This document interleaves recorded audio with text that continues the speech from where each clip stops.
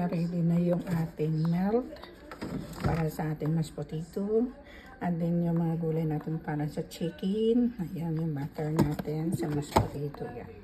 Ayan, tapos luluto tayo mamaya dito sa barbecue chicken.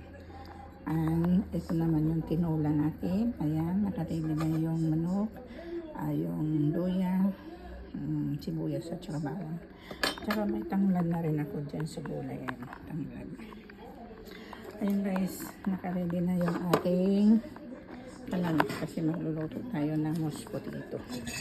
Ayan, nalaga ko na ito guys. Iyan natin siya. Ayan.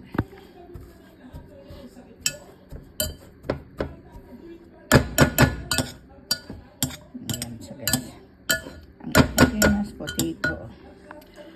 Ayan. Lagyan na natin ng butter yung ating casserole. Lagyan natin ng butter.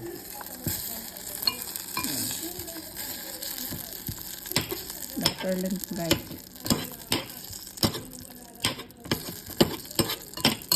Tapos ilipat natin yan doon sa dito.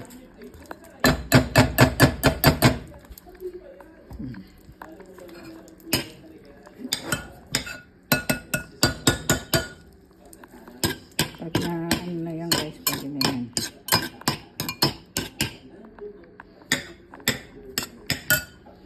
Ayan, lipat na natin siya. Ayan. So, lagyan natin yung butter natin. Ayan.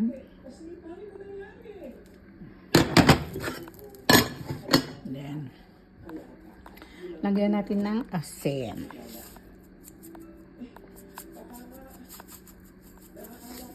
Ayan. Asin, paminta. Number 1 ang paminta dito. Yan lang. Simple lang siya guys. Yung ating mashed potato. Tapos, siyempre, hindi natin kakalimutan yung milk. Ayan. Ayan ang milk natin.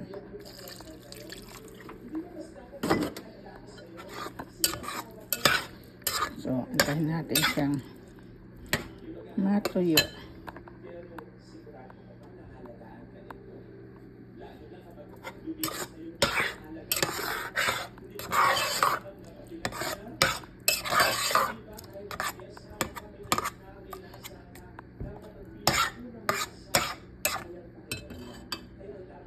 Bakit lang sa ano?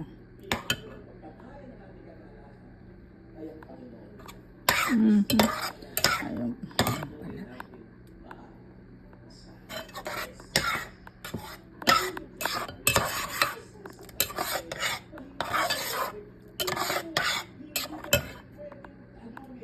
Okay.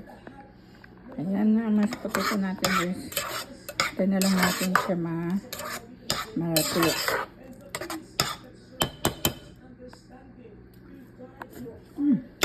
Sarap.